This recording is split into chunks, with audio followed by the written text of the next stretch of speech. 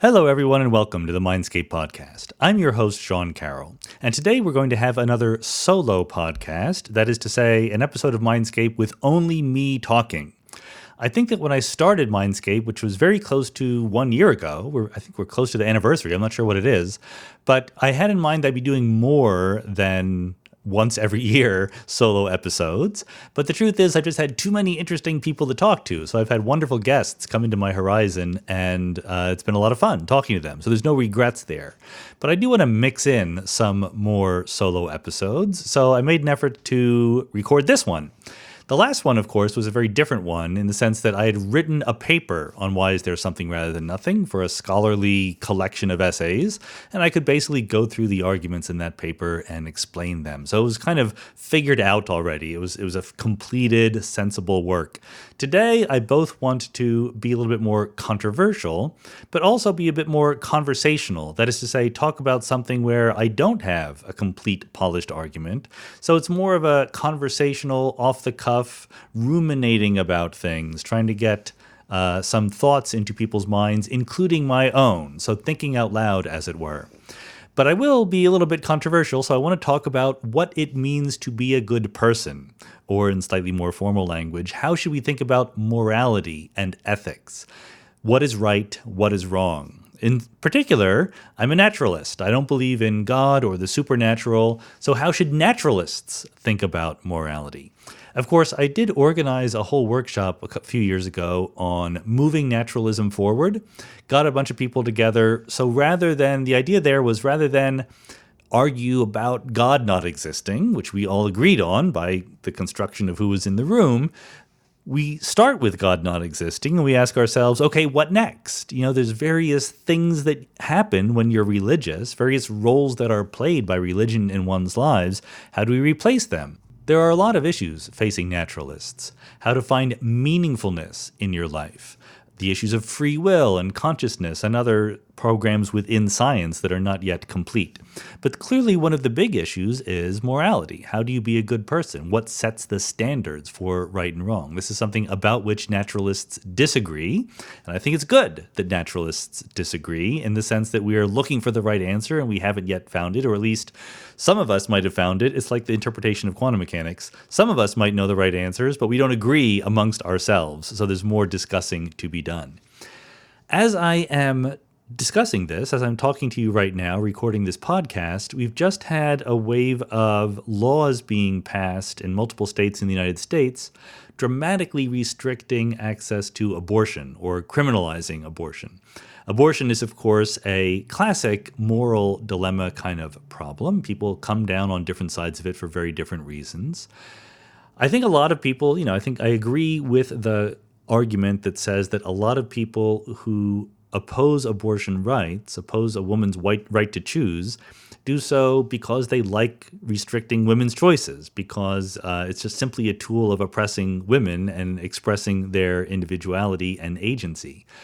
But not everyone opposes abortion for those reasons. I certainly know people who simply in good faith, because of their religious beliefs, think that abortion is wrong.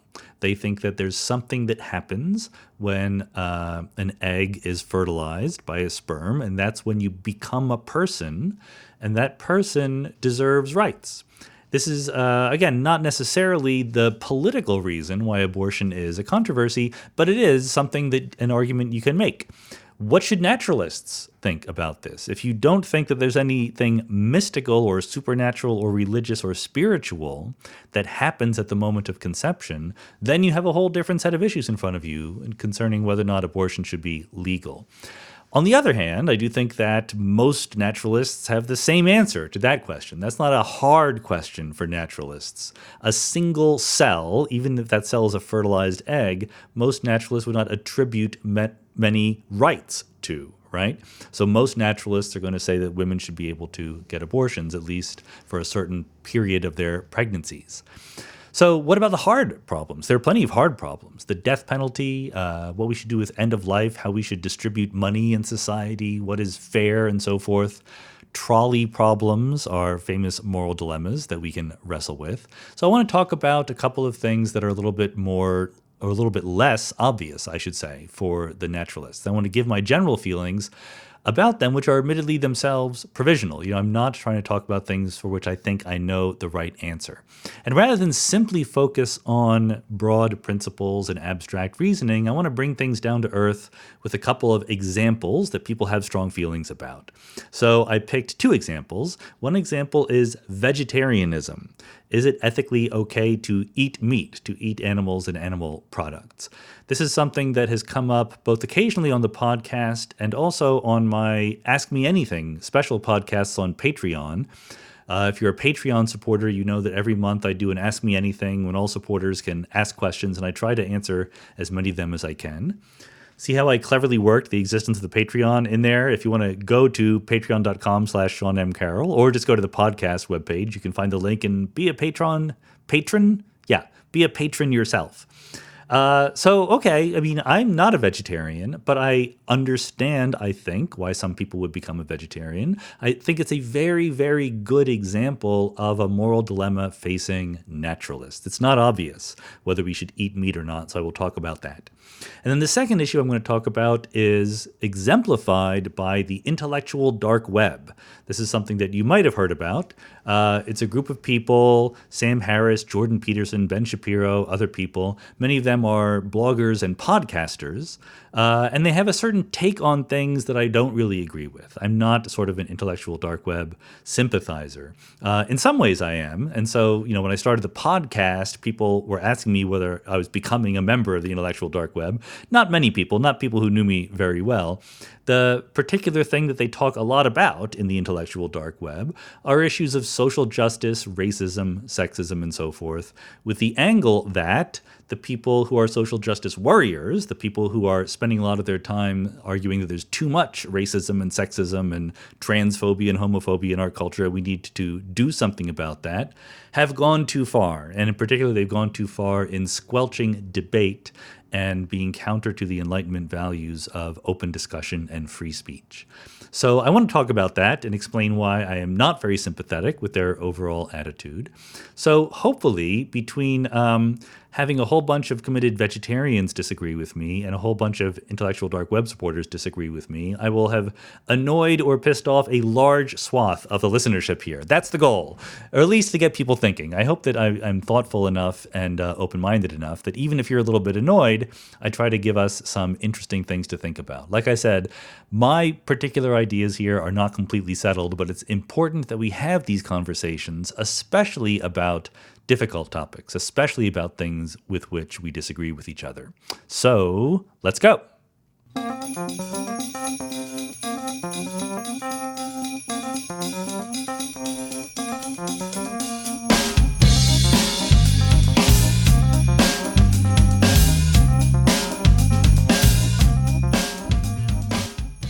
Before examining these examples in any detail, I wanted to say a little bit about how I personally think about morality.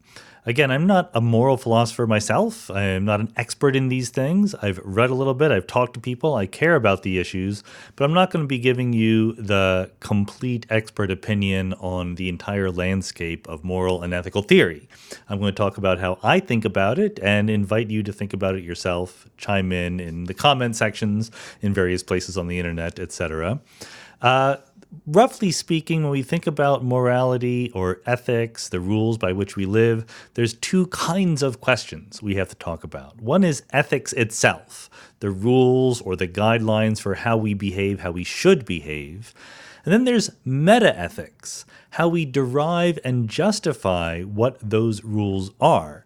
So if you have a rule, well, you should aim for the greatest good for the greatest number. That's part of ethics or morality.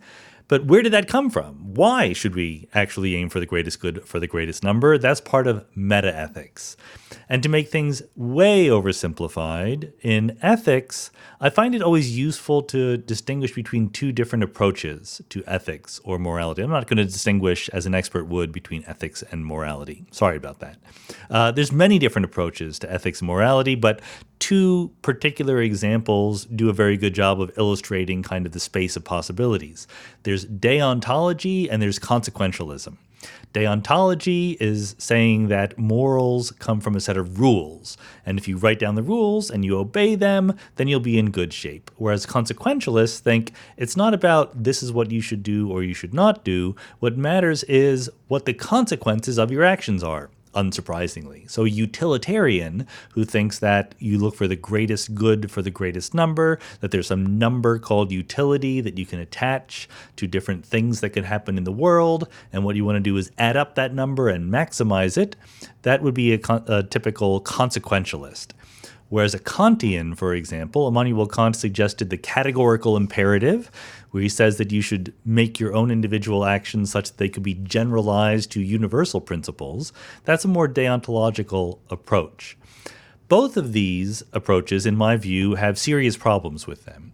They lead us into sticky situations. Deontology runs into the problem that, well, it's the same problem that every bureaucracy runs into, right? When you have a bureaucracy, it's typically well-meaning. You want to do something like have rules for how we drive our cars on the road. But the problem is you have to imagine that you can figure out ahead of time what every situation is in which those rules are eventually going to be applied. And eventually you come up with situations where there's an obvious right thing to do and the rules are telling you something different. A classic example for Kantians is the idea of lying. I'm not even sure what Kant himself believed about this because I think that there is controversy and I'm not an expert. But there's the idea that you should never lie because if you were obeying the categorical imperative, then lying is not something you want to be generalized to an action that everyone should take. But what if you're hiding a refugee in your house and a murderer wants to come and murder them, right? Should you tell the murderer that the person hiding from them is in the basement? Or should you lie and say something else? So it's easy, or not maybe easy, but at least very often possible to come up with apparent counterexamples to the deontological rules that people generally suggest. When it comes to consequentialism, of course, it depends on your version of consequentialism. Utilitarianism, again, is a standard example. So the idea that you have something called utility, some number that judges or characterizes, measures how good things are going, and we can somehow add up that number, and that's the thing we should try to increase or to maximize, I think sounds very intuitively compelling or plausible, but it just doesn't hang together once you actually put it to work in the real world. There's one famous example of a conclusion which you might not like that comes from utilitarianism. In fact, it's called the repugnant conclusion by philosopher Derek Parfit. And roughly speaking, it says, if you think that most or any or all human lives have positive value, that just to exist gives some positive utility or whatever it is you're trying to maximize, then very quickly you come to the conclusion that the morally right thing to do is to just increase the number of people, no matter what else, right? You can always do better by having more people around. You could maximize the population of the world, which sounds like not necessarily the actually right thing to do. When I'm writing my recent quantum mechanics book, Something Deeply Hidden, I considered this puzzle in the light of the many worlds interpretation. I said if you were a naive utilitarian trying to think about many worlds, you would say, look, every time I branch the wave function of the universe into two worlds, if I think that the amount of utility in each world is positive, then it's clearly a moral good to bring new worlds into existence since I am increasing utility. So I invented a machine called QUMAD, Q-U-M-A-D, which stands for Quantum Utility Maximizing Device. And the quantum utility maximizing device, QUMAD, basically just takes a spin and bounces it back and forth as fast as possible, measuring its value of spin up or down across perpendicular directions. And every time that happens, the wave function of the universe branches in two. So you create many more people. They all have positive utility, or at least in aggregate, they have positive utility. So you are the best person in the world in terms of how much extra utility you're creating, even though literally no one in the world knows that you're doing anything, and you've had no effect on the lives of anybody. That sounds wrong, right? That violates our intuition.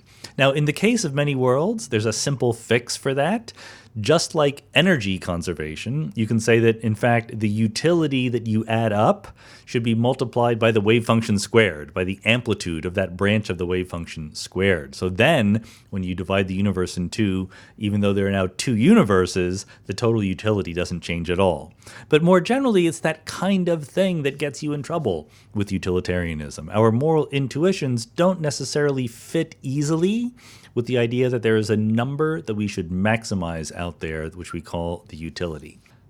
Now, you might say, who cares? Why should I care about that? What difference does it make if my moral intuitions come into conflict with some systematic version of what is right and what is wrong? If I have a moral system, if I figured out in my mind the once and for all correct rules of ethics and morality, then the fact that my intuitions or natural impulses go into conflict with that should be completely irrelevant. My intuitions might be wrong. The system is right?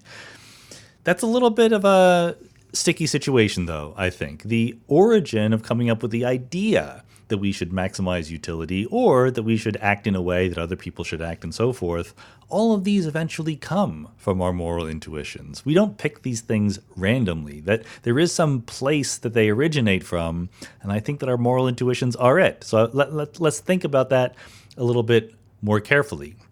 That means moving to the meta-ethical question, right? Why are we justifying these rules in the first place? And again, there's an enormous amount of categorization and specific theories in this field that I'm not going to go into, but we can contrast very roughly realism versus anti-realism in morality, right? And that basically gives the definitions you might expect. A moral realist thinks that moral claims like this action is good or this action is bad are real in the same sense that tables and chairs and atoms and the expansion of the universe are all real. They're objectively there, roughly speaking.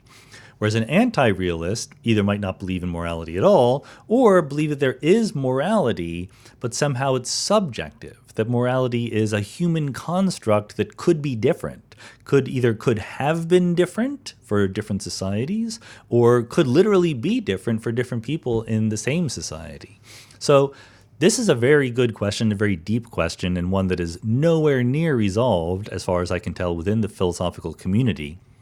I think that according to a famous survey of different philosophers and their opinions about different knotty philosophical issues, the Phil Papers survey, most philosophers are moral realists. They think that there really are moral rules that objectively exist in some sense.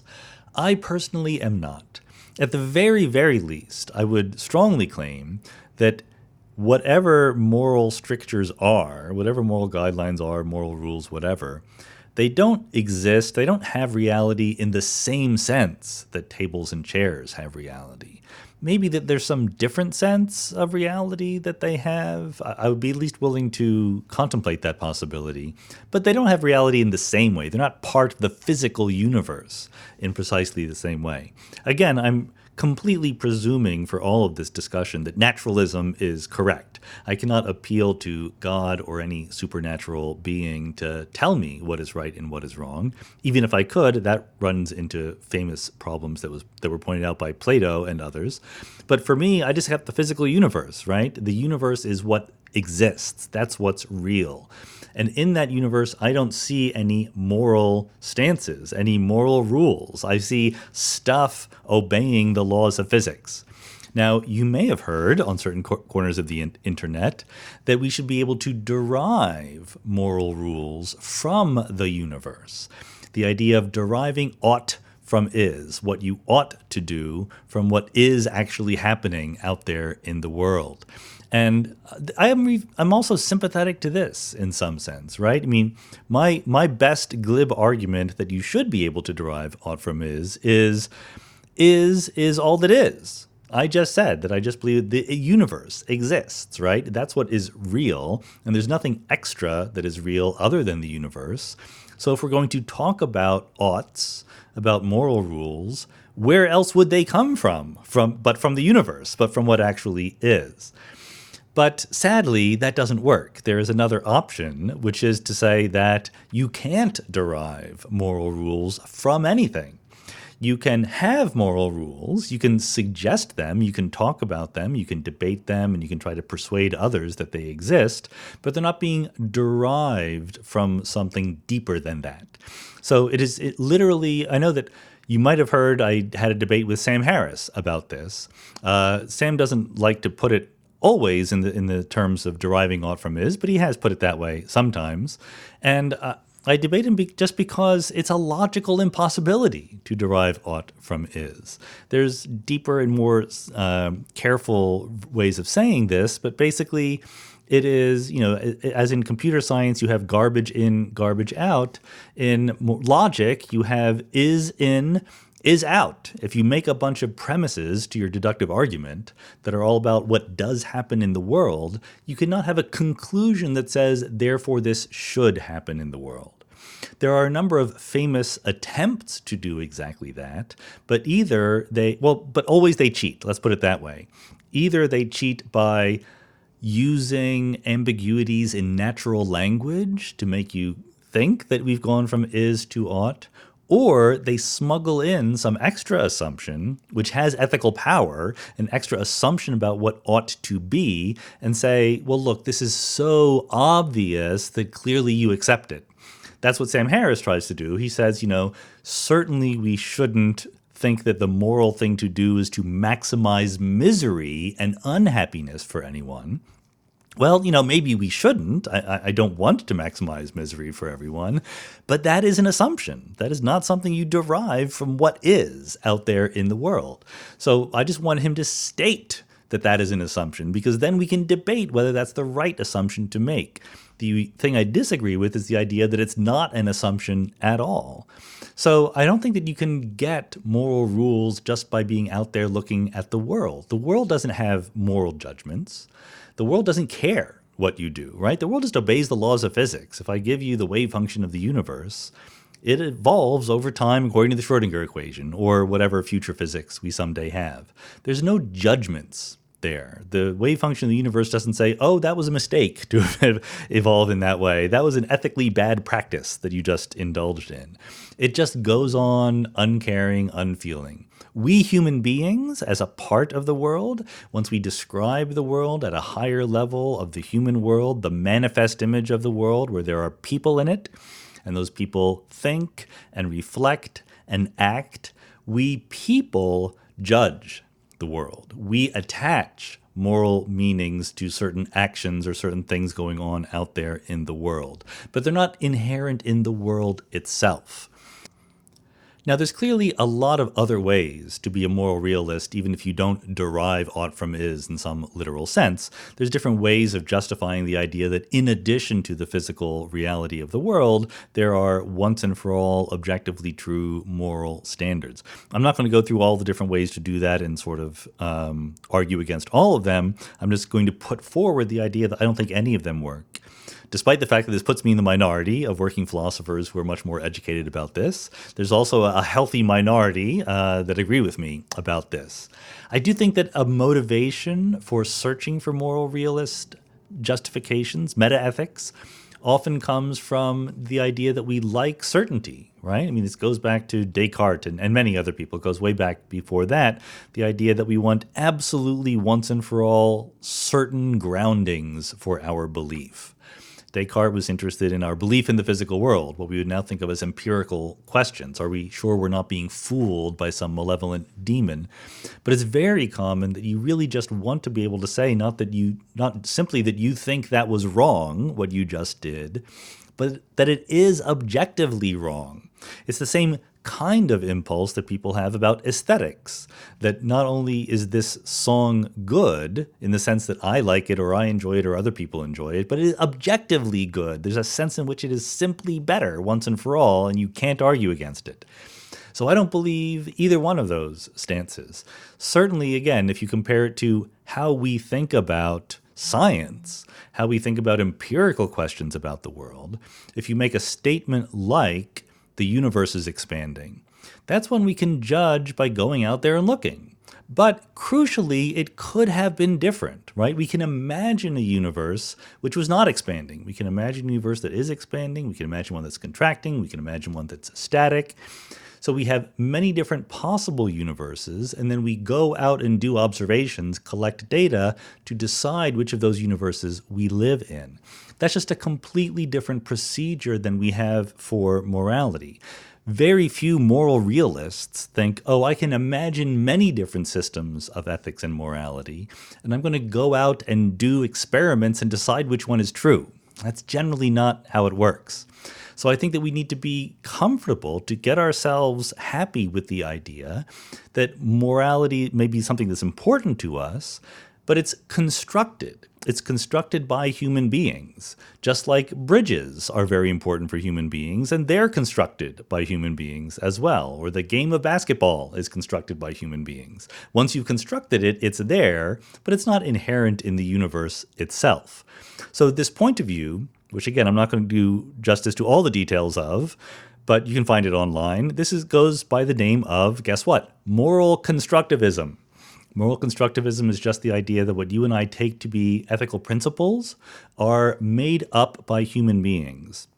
Not made up necessarily arbitrarily. There might be good reasons to make up some rather than others, but ultimately they come from within us as judgments, not from out there in the world or objective principles of reasoning or logic or anything like that. It's important here to distinguish between moral constructivism and moral relativism. They're closely related but different. They're both anti-realist versions of morality.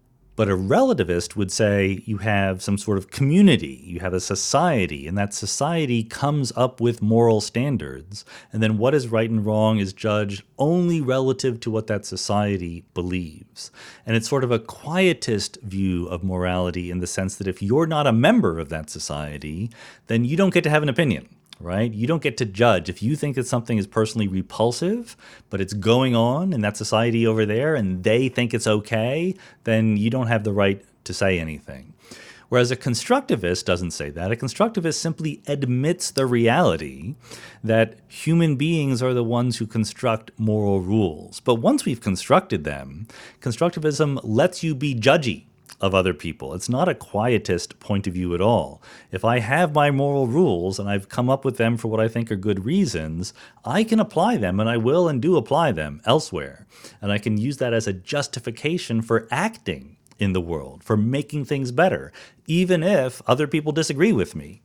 Now, what I want to emphasize here is that this picture of morality given by constructivism can sound a little wishy-washy, can sound like, well, it's not strong enough for me. If I've still bought into this picture where I want absolute metaphysical certitude for my moral impulse, for my moral rules in some sense, then the idea that it's just made up by people might not sound robust enough. However, I would like to point out that it is nothing more or less than what actually happens in the world. We actually do come up with our moral theories in this particular way. I think that there's this slightly not perfectly articulated fantasy that moral realists have that says that, if I could just find the objective moral rules, then when I came into disagreement with somebody else in the world, we could sit down over coffee and I could convince them that they were wrong because I'm objectively right and they're therefore objectively wrong. So I don't think that that's actually ever what does happen, right? I mean, you typically would not succeed. Sometimes maybe you would, good for you, but I could certainly imagine situations in which you would not succeed in using the pure force of reason to convince someone that they should obey your objectively true moral guidelines. Whereas moral constructivism says, yes, I come up with some moral rules that I think are the right ones. Someone else has come up with some moral rules that they think are the right ones. And we can talk about who's right and who's wrong, which ones should be enshrined in rules and legislation and laws and things like that. And sometimes we might just disagree in a profound way and not be able to overcome that disagreement. Guess what? This is what really happens in the world. Moral constructivism is just about bringing the way that we theorize about ethics into line with the reality of how we practice ethics in the world. Now, having said all that, I talk a little bit about these ideas in The Big Picture in my last book, and it's really focusing there on these meta-ethical questions, and I argue against moral realism and in favor of constructivism. But then you want to go from that meta-ethical stance, morals are things that we construct, to an ethical stance. Okay, so what are the morals that we should construct?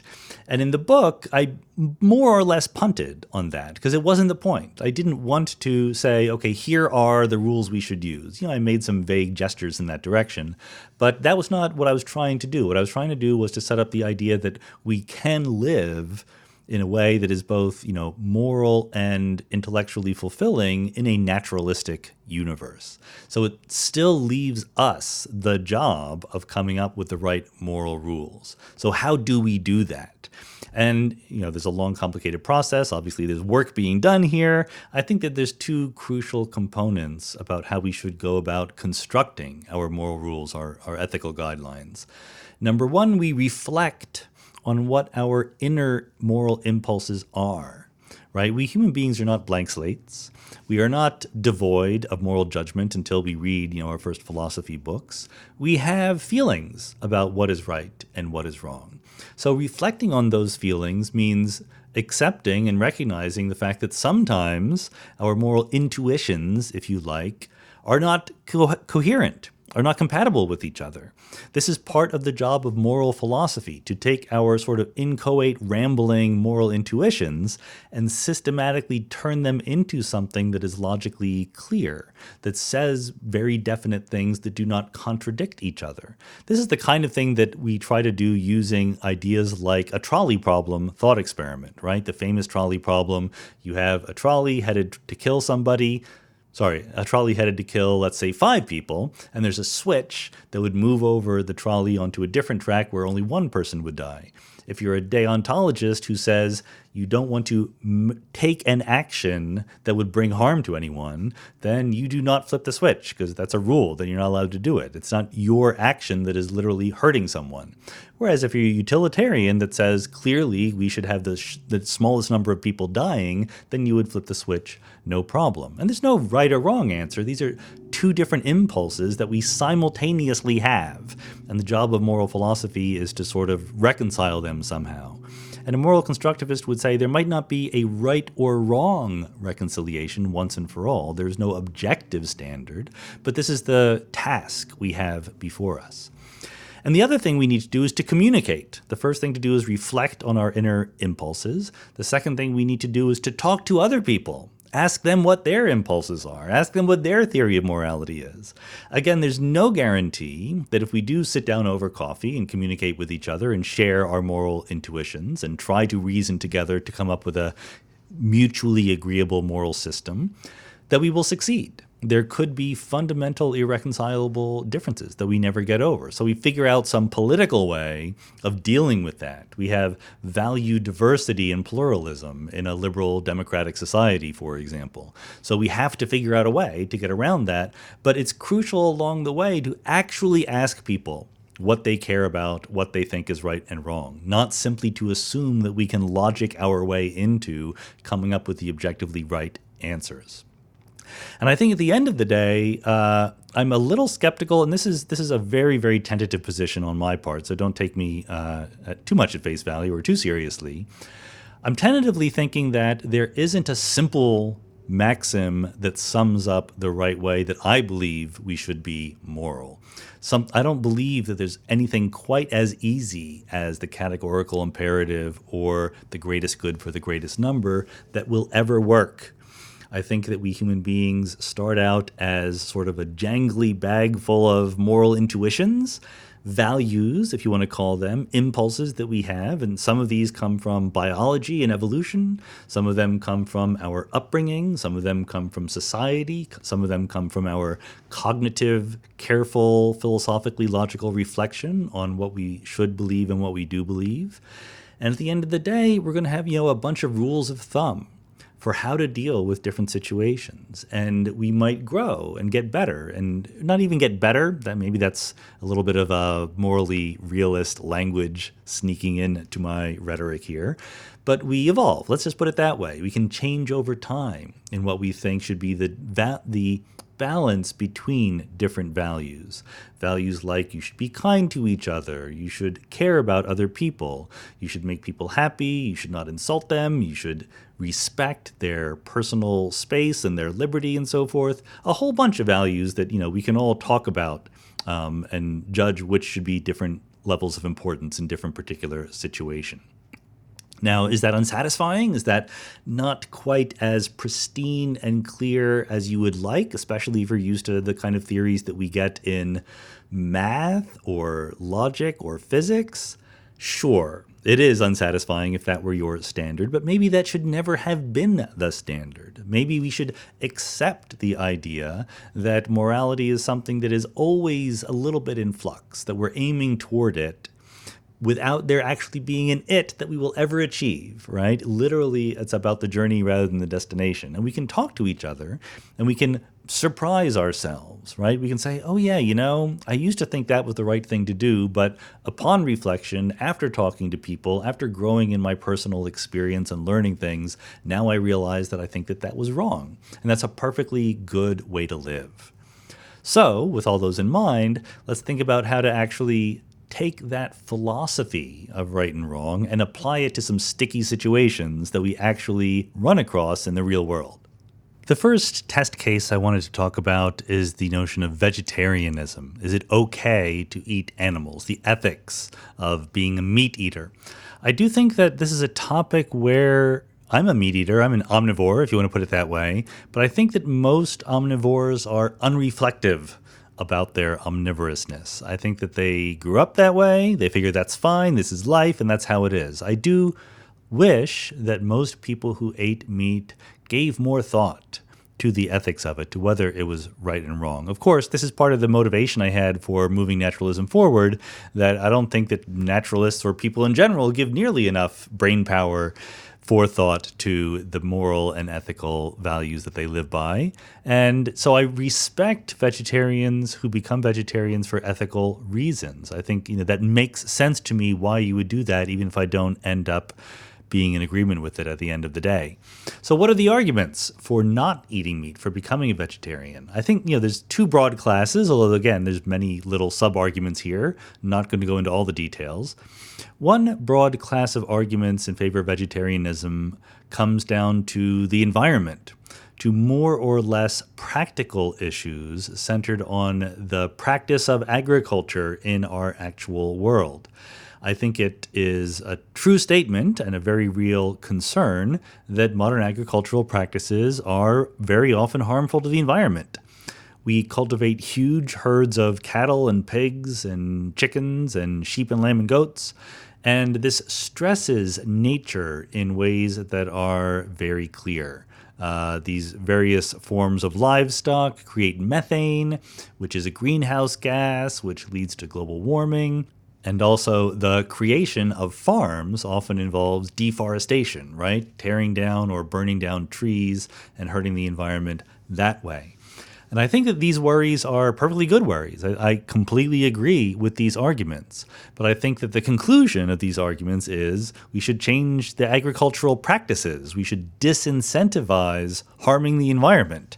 I don't think that these are arguments for becoming a vegetarian. I think that, this is an example where, believe it or not, I agree with Dick Cheney, our former vice president, in the philosophy of this. Dick Cheney was once asked about conservation of energy, not conservation of energy in the physics sense, but conserving energy in the sense of not running the heater or the air conditioner in your house or driving too much and things like that. And he said, as far as he was concerned, that was a matter of personal virtue, not a matter of public policy. And I think that's right. I think that, whether or not you let the house be a little bit cooler than is comfortable and wear a sweater to make up for that, that is a matter of personal virtue. I think that the collective behavior of many, many people doing that, well, you know what? It's not that many people doing it. It doesn't really make that much of an impact on the world. Where I disagree with Dick Cheney is that I believe there should be public policies that do create a penalty for hurting the environment. So if you wanted to argue for legislation to charge agribusinesses money when they do things that harm the environment because they're in some sense poisoning the public commons in a very real way, that I could very much get behind. but I don't think that you or me or any set of individual people choosing not to eat meat has a big impact on that. So that's a way in which I would disagree with someone like Kant, right, who says you should act in the way that if everyone did it, that would be the right way to act. I think that if not everyone is doing it, then it doesn't really matter, if it's not otherwise ethically bad.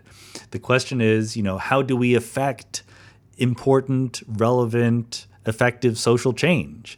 It's not by individual virtue. It's by legislation or, sharp, strong demonstrations or something like that, ways to manifest the public will. There's various ways to get things done. Me not eating hamburgers, I don't think, is really doing it. So the other sets of arguments, which I think are more relevant for the current discussion, are the more purely ethical ones about eating meat. The idea that roughly speaking, because there's many variations on this theme, but we might imagine assigning an objective value to life, whether it's human life or animal life or whatever. And we might draw the line as to where life is or is not important. Some people would count plants. What about insects? What about viruses or something like that? Okay, but there's some group of living beings, maybe just animals, maybe conscious creatures in some sense, that deserve to not have their lives ended, right? I'm not saying that's true. I'm saying that is a potentially relevant, interesting moral claim. In that case, killing, whether it's human beings or animals, is simply wrong. One way of putting this is, why would you think it's okay to kill cows and pigs and then eat them, but not kill cats and dogs and horses and other animals that we choose for pets? So this is where, the rubber hits the road in terms of thinking through our ethical rules that we're going to construct as good moral constructivists. Should we judge it to be wrong to kill animals in and of itself? After all, we judge it to be wrong to kill humans. And you might have thought back in the day, before naturalism came along, well, there was a reason why killing human was bad, because there's an objective value to human life given by the special place that humanity has in the world, either because of God or because of something slightly vaguely more vaguely mystical in some way. We don't have that anymore. So maybe the question we should be asking is not, why is it okay to kill cows, but why is it wrong to kill humans, right? We don't have that objective moral standard that we had when we were religious. We have to do something different. So as a moral constructivist, I would argue that it is wrong to kill human beings, but not because it's some objectively, absolutely true reality of the moral world, not because of some quasi-mystical attribution of an unbreakable right to live on the part of human beings. It's wrong because we humans generally think that killing each other is wrong. We have that moral impulse. We have that value. We have that intuition that killing each other is a bad thing. If nothing else, we human beings generally don't want ourselves to be killed, right? So if I didn't want myself to be killed and I was completely neutral on killing other people, the communication part of the way in which we come up with our moral rules would say, I would go around asking other people, do they want to be killed? And most people would say no. So we would agree to come up with a rule that said, all right, let's not kill each other, okay? That's the kind of thing that happens both in the real world and in the theory of moral constructivism. Of course, I'm sure that you're thinking out there, some people will disagree. There are some people who think that it is okay to kill people. John Wick clearly thinks it's okay to kill people in certain circumstances. Less fancifully, there are plenty of people who think the death penalty is okay. There's plenty of people who think that there are just wars where you can go out and kill the enemy. So there's different ways of dealing with that, right? I mean, you need to sort of think a little bit more subtly about when it is okay and is not okay to invent this rule about not killing people. And when someone is just a sociopath, someone just wants to kill people, we lock them up. We put them in prison, at least once they have killed somebody or they have done some violent act. That's how mature societies deal with this problem. We've invented a rule, and those who stubbornly insist on violating it are punished in some way. That is, again, both what we do in the real world, and I think what we should admit is what we're doing. It's not a matter of some objectively real rule out there. We construct the rule, and then we enforce it. So if that's the case, if the reason why we don't like killing people is because we don't want to kill, nor do we want to be killed, what do we start thinking about animals? And I think that, personally, my feeling is that animals are different. Now, it's always tricky to directly draw the line between what's an animal and what's a human. How are we different from each other, okay? If you listen to my podcast with Adam Rutherford, you know how subtle that distinction can get. But I think that there is nevertheless a distinction worth drawing. Obviously, human beings have eaten animals throughout history. Animals eat each other. Nature is red in tooth and claw. That's not an argument that it's okay to kill animals or that it should be okay or that we should construct rules that it says it's okay. It's just a preemption of the idea that not killing animals is somehow natural, right? The natural state is that everyone kills everyone else or they don't care because, they're not omnivorous, right? Most animals actually don't kill other animals, but it's not because they mind it. It's not because they invented a law or moral stricture against it. It's because they're not interested. They don't get any benefit from it. Where animals do benefit from killing and eating other animals, that's generally what they do in human history. So we need to come face to face with this issue that we're inventing the rules. What rules should we invent? There's a couple of things that matter to me here when it comes to how animals are different. And it basically comes down to the communicative part of how we invent, how we construct our moral rules, and a particular ability that human beings have to conceptualize the future in certain ways. Parenthetically, I should say, of course, anytime we try to draw a line between humans and animals, we might imagine humans that are injured or handicapped or disabled or have genetic defects or something like that, where individual human beings might not fit into this categorization that we have. But I think it's perfectly sensible to say that where we're choosing to draw the lines is around the human species compared to other species in the world. So I think that's just a footnote that we're not going to get into in any detail. What I'm trying to do is ask, what is the distinction between animals, non-human animals as a set, and human animals? And again, another parenthesis here, other people might disagree and that's okay. And we can talk about that. That's cool. We should do that. I have friends who will not eat animals or creatures with certain advanced nervous systems, right? There's a famous rule that you shouldn't eat things with a face, okay? So I'm drawing it between human beings and elsewhere, and I'm trying to explain why. And again, number one, there's the communication issue, and number two, the future issue. So let me explain what I mean by that. The communication issue, what I mean is that we can't sit down with animals and discuss moral laws, right? The part of the inventing our our constructed morals is that we talk to each other and ask what each other want. And we do this in highly abstract ways. There's some ways in which we can imagine talking, communicating with animals. That's absolutely true. But there's also unmistakably a level of abstraction that we human beings can reach that the animals can't. We can draw up contracts, right? And it's actually, I'm realizing literally as I'm saying this, that the boundary between these 2 points I'm trying to make is a very fuzzy one. The one point about how we communicate and the other about how animals conceptualize the future. The point being that you can certainly see that animals know about the future, right? I mean, they worry in certain circumstances. Things are going wrong. The example I have in mind is that when my cats, Ariel and Caliban, think that we're going to take them to the vet, they get upset. They run away and hide, right? When we pull out the cat carriers in a way that is obviously antecedent to putting them in the cat carriers and then getting in the car and going to the vet, they know what that means. They know that the cat carriers indicate something bad is about to happen. And I think that, cats are not the single smartest other set of animals out there. So there's no question that animals can conceptualize the future in some way.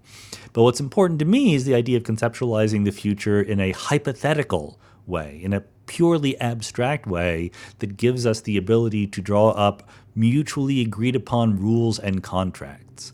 You can train an animal, there's no doubt, but what you can't do is say, all right, look, if you do this for me tomorrow, then next year I will do the following thing for you. That's the kind of thing that, as far as I know, based on the science and the neuroscience that I'm aware of, I could be wrong about this, that other species other than human beings are not capable of.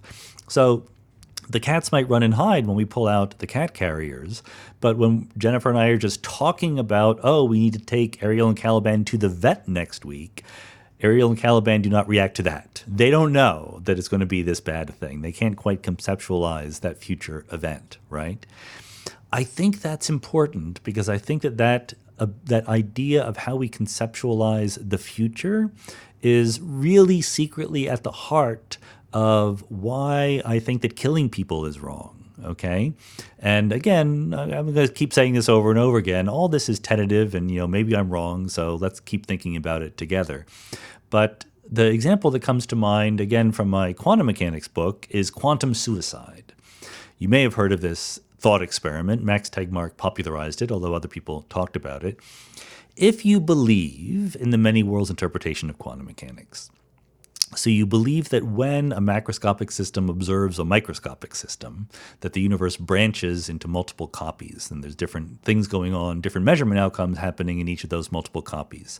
Then imagine the following experiment, that you basically do a quantum measurement with like a Geiger counter or a spin or something like that, and you hook up a machine where if the measurement comes out one way, you will be instantly killed. Instantly is very important because you're not suffering. You just cease to exist right away as much as technologically possible. And in the other branch of the wave function where the other measurement outcome was obtained, you're still there. Nothing happens to you, okay? The idea is that in some sense, and Tegmark himself doesn't say this, but other people have said this, you shouldn't mind being put through this thought experiment, roughly speaking, because there's now two branches of the wave function where there was only one. In one branch, you're alive. You have nothing to worry about in that one. And in the other branch, you don't exist. You're dead. Again, we're presuming naturalism. There's no life after death or anything like that. So why should you mind? There's nothing there to be minding. There's no you there to be upset that you got killed, okay? So we're putting aside issues that, maybe you have friends and they will be upset. We're imagining an isolated loner kind of person. Okay. So I don't think that this logic works, as I explain in the book, Something Deeply Hidden. I say, look, imagine a classical universe in which there was a machine that could kill you instantly. So forget about branches of the wave function. Just imagine that Newton was right. And there was only one thing that ever happened in the world, but there was a machine that could kill you instantly. You wouldn't know that you were dying, right? You would be dead instantly, you wouldn't suffer, and then after it happened, you're no longer there to be upset. Should you mind if such a machine kills you? Well, my argument is I should be upset at the prospect of such a machine killing me because I want to live on, right? So the reason why that would be bad is not because I would be upset after I was dead. It's because I'm upset now at the prospect of it happening because right now I'm imagining all sorts of possible futures for myself. And that set of possibilities is abruptly terminated by this crazy machine. And I think that the same logic works for quantum mechanics and many worlds. I think that the prospect that in some branches of the wave function I won't exist can upset me just as much as not existing at all in a single classical universe would be bad. And if that's the reason why we should be upset at killing, it's because the people now who are alive don't like the prospect of dying, apart, again, from the fact that their friends might mind and so forth, then I don't think that animals think the same way. As far as I know, that's my reading of the literature. I don't think that they have that sort of future-oriented hypothetical imagination that lets them think about a universe in which they don't exist, right? And this is crude and subject to revision upon future scientific advances. But to me, as far as I can tell, that is a crucial difference between human beings and animals, and it's one that makes me not attribute this right to continue existing to animals in the same way that my morally constructed rules attribute it to human beings. Now, clearly, there's a lot of details here, right? There's a lot of more specific ways we could go into that. Maybe someday we'll discover that animals do have this ability. We just didn't realize how we could talk to them. And then I would update my beliefs. I would change my beliefs about what we can do. And again, it does affect questions like, is it okay to murder pets, other people's pets? Well, I think that what matters there is the human attachment to them. I think that forget about, cats and dogs versus cows and horses.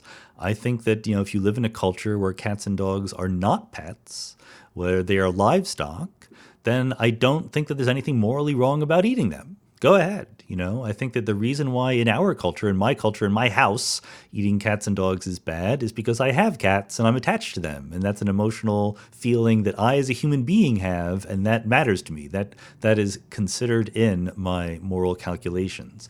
Now, this is different than suffering, of course. Now, I did this thought experiment with an imaginary machine that ends your life instantly. That's an imaginary machine, right? That's not the real world. In the real world, killing often does involve suffering, and I think that suffering is bad.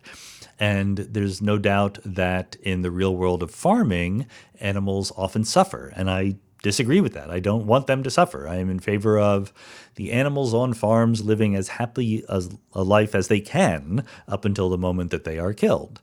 I think that the killing, again, is sort of morally neutral because the animals are not anticipating dying at some point in the far future because they overheard it. But the actual suffering in the moment that animals undergo, I think, should be minimized as much as possible, just as it should for humans. Again, the question is about how to actually make that social change, and it should be about laws and regulations that make happy. I don't know what if there's a technical term for the kind of farming, humane farming, I suppose, that respects the existence on a moment-to-moment basis of the animals, which I do think has some moral weight. And again, there's another complication that I should mention, because morality is much harder and more complicated than physics is. We human beings might value the idea of things living, if not actual every specific thing. You can't be too hung up on individual organisms living because we all die eventually, right? You cannot put absolute value on organisms, animals, and so forth living forever, because that's not plausible. Death is real and important, and you must face up to it.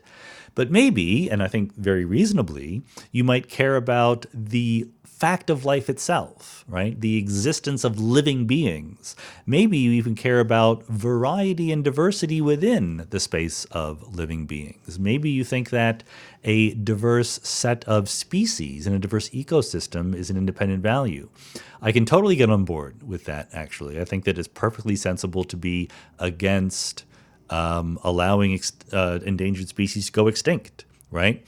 Preserving a variety of habitats and animal species in the world is something that I think is a perfectly reasonable value for we humans to get behind. Again, as before, I don't think it leads us to vegetarianism. I think that we can have both the value of having a diverse ecosystem and eating meat at the same time. Having said all this, let me say, in case it's not perfectly obvious, again, I totally respect people who don't go along with this kind of thinking. I want there to be mutual respect, right? I don't want to lecture vegetarians. I don't want vegetarians to lecture me. I don't want anyone to lecture anyone else in a sort of hectoring way. I'm happy to talk about it in a rational way, and maybe someone's mind will even be changed. Vegetarians and vegans especially have a reputation of being lecturers, of pushing their values on other people. I know that there are vegans and vegetarians like that, but look, there are meat eaters who are like that too. I've had plenty of examples of seeing meat eaters, try to put their meat eating and shove it in the face of vegans and vegetarians. We tend to, be defensive about our own personal values, and that might be something that actually happens, but it's not something we should be proud of. We should strive to do better. Which brings us to the other example I promised to talk about, the intellectual dark web and their engagement with political correctness, social justice warriors, things like that. I do recognize this is a subject some people are tired of, other people don't want to hear about. It becomes emotional and fraught, and people take sides and get very passionate about it. That's why I put it at the end of this podcast. You're welcome to skip it if you want to. But personally, I think it's important that we talk about these issues, even if it can get heated sometimes. We have to be able to have reasonable, good faith dialogue about things we disagree about, even if the underlying issues are By construction, ones that are very, very personal, very, very close to the heart of the people who are talking about them. And why would I bring up the intellectual dark web in a discussion that's supposed to be about morality and meta-ethics? Well, for one thing, of course, if we're talking about social justice, justice is an important part of ethics and morality.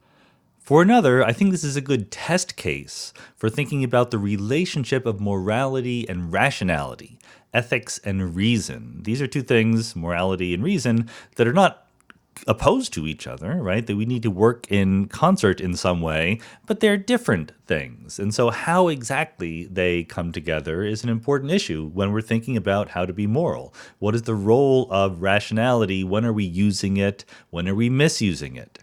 The intellectual dark web was coined as a term by Eric Weinstein. Eric is the managing partner at Teal Capital, I believe. I might not get exactly his job title right. I first heard his name a few years ago when he was in the news, at least he was in The Guardian in the United Kingdom, the newspaper, when there were headlines saying that there was a new theory of everything and Eric Weinstein might be the next Albert Einstein, revolutionizing physics. Many people objected to this since Eric had not actually written any physics papers, including about his new theory of everything, and it doesn't seem quite sensible to dub someone the new Einstein when they haven't even written a paper yet. As far as I know, the paper still hasn't been written. Maybe it has. I haven't kept track, but I'm pretty sure it has not revolutionized physics. I think I would have known about that. I would have been informed about that thing. But it's just a term that Eric coined. There's many other people in the group: Jordan Peterson, Sam Harris, Ben Shapiro, Christina Hoff Sommers. There's a sort of loose-knit collection of people. Nothing official. Like, I don't think there are membership cards or anything like that. But there's this idea that there's a group of people, intellectuals, who are trying to reach the public through non-traditional means, not just getting fancy professorships at Ivy League universities, publishing high-profile books, getting reviewed in the New York Review, and things like that. I will confess that it always rubs me a little bit the wrong way when people foreground the idea that what they're saying is forbidden or contrarian or naughty, rather than what they're saying is correct or right, good ideas, not just forbidden ideas. But okay, that's a stylistic choice that I won't hold against them. What is the idea of the intellectual dark web other than this loose-knit group of people? Like, how would you define what group of people it is besides their methodology for using podcasts and videos, not just books? So you can look on Reddit. There's a Reddit subreddit dedicated to the IDW, as you might call them, the intellectual dark web. And there it says the term intellectual dark web refers to the growing community of those interested in space for free dialogue held in good faith. The community exists outside of any governing body and has no biases to adhere to. It's a collection of people willing to open rational dialogue spanning a variety of issues from politics to philosophy. So I think this is a very problematic definition in a number of ways. It's number one, the statement that there are no biases to adhere to sounds rather unrealistic to me. But again, that's not what I'm going to focus on right now. More importantly is that this is not a correct definition. It's obviously not an accurate definition if you want to define what is holding together this particular group of people. And it's inaccurate in at least two ways. First, the idea that this particular group of people is dedicated to open, free dialogue is not at all borne out by the evidence. The most celebrated current member of the intellectual dark web would certainly be Jordan Peterson. He's accrued a good amount of celebrity in the last couple of years. And he infamously threatens to sue people who insult him by calling him a misogynist, for example. He has called for university departments that he disagrees with to be shut down. At one point, he was planning a website that would keep track of college courses containing what he labeled postmodern content so that students could avoid them if they didn't want to be exposed to such ideas. Just a couple weeks ago, as I'm recording this, Peterson met with Viktor Orbán, who is the president of Hungary. If you're not up on modern Hungarian politics, Orbán is part of the populist wave that is sweeping the world, at least a mini wave. And he is, let's just say, not a friend of free speech. Let's put it that way. Among other things, he's cracked down on Hungarian ideas that he doesn't agree with in many ways, so much so that the Central European University, which was located in Budapest, has fled. It's moving to Vienna in Austria because of the crackdown by Orban.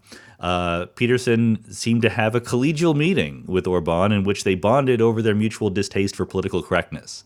So these are not the actions of someone who is truly dedicated to the ideals of free speech. Members of the IDW are also not uniformly pro-science. Peterson and Shapiro have expressed sympathy for climate skepticism. They don't really think that the Earth is warming, and Shapiro, at least, I haven't dug up everyone's bio here, but I know that Ben Shapiro has been sympathetic to intelligent design as opposed to ordinary Darwinian evolution. So it's not obviously a pro-science group of people. However, okay, I'm just mentioning these because I think that they're important issues, but what I want to get at for this particular discussion is the Reddit description of what the IDW is only about methodology. It does not mention the substantive beliefs that these people have. It just says, we're open to free discourse, rational, open-minded, good faith discussions. But, about what? And what are the positions that they're advocating in these good faith discussions? The members of the IDW seem to be very insistent that they are not politically homogeneous, that they have a diversity of viewpoints within their groups. There are conservatives, there are liberals, what have you. They just want to advocate for free speech. But the reality is that they actually do agree on some substantive issues. I think that a lot of people who really are dedicated to the traditional left-right dichotomy have tried to shoehorn the IDW into conservatism or even a gateway to the alt-right. I think that's kind of a waste of time. I'm not that interested in who is a gateway to what. If you disagree with somebody, then disagree with what they actually say. Don't disagree with them because they might lead someone to follow someone even more extreme, right? If someone says true things, and then for whatever reason that leads to more extremism down the road, the things they're saying are still true. So the extent to which I care about what the IDW says is what they are actually saying, not where they might lead. And I agree that it's not really easy to put them on a conservative liberal spectrum fully, right? Because there is a diversity of opinions. But again, they agree about some things. The things they disagree about are things like, abortion rights or healthcare or climate change, okay? So there they are literally on the filling the spectrum of political ideas. What they agree about, well, let's look at the New York Times. There was this famous article by Barry Weiss that introduced the IDW to the world, where she mentioned certain things they agree about, including there are fundamental biological differences between men and women, and identity politics is a toxic ideology that is tearing American society apart. And probably even though she doesn't say it quite there in that paragraph, they would include the idea that there could be racial differences in IQ that separates, let's say, blacks from whites or Asians. These are the kinds of ideas that the IDW wants out there in the public sphere being talked about, okay? So not including that, the fact that they don't want to mention that in certain definitions of who they are is another sort of red flag in my mind. I think that, you should be candid about the beliefs that you have and want to spread. There are certain ideas you will not find being promulgated in IDW discussions. You will not find good faith dialogue saying, well, maybe we should all become intersectional feminists, or maybe we should support Sharia law courts here in the United States. What they agree on, there are cultural debates here in the United States. I'll include Canada because Jordan Peterson is Canadian. It might very well include other places in the world, but I personally am just not familiar enough with what the cultural divides are in those places to opine about that. Here in the U.S., we have certain cultural disagreements, okay? There is the idea on the part of the IDW that one side of those ongoing cultural debates is being repressive, is being closed-minded to the discussion of ideas, is shutting down debate. And the side that they're accusing of doing that is the progressive social justice side. So while they may disagree on abortion or healthcare, they agree that there is a threat to free speech and open dialogue coming from the left. That is why it is sort of natural for some people to dub them conservative, even if though they themselves wouldn't like that. Okay. So that's fine. Intellectually, it's fine to disagree with leftists on certain things. They might be right? It's a little worrisome. They don't want to be candid about that substantive set of beliefs, but it's certainly okay to have substantive opinions. But let's think about what these substantive opinions are actually about, what they are actually saying. For one thing, they're not that naughty, right? The idea there are fundamental biological differences between men and women, you would have to work really, really hard to find people who disagreed with that statement. There are implications of that statement that people might disagree with, but they're not putting those implications front and center. They're not admitting to those. They want to have this incredibly banal statement about there are biological differences between men and women, which is not really very controversial in most quarters. But if you think about what these statements are, the existence of these differences, and then the implications that they tease out from them between men and women, different races, people who might qualify as transgendered or lesbian, gay, queer, those kinds of people. If you think about what all these opinions are saying, these are not cutting-edge scientific discoveries, right? The idea that there are differences between men and women. These are Archie Bunker opinions. These are opinions that your racist uncle at Thanksgiving would have no trouble endorsing, right? These are just sort of standard issue conservative opinions about the natural differences between different groups of people.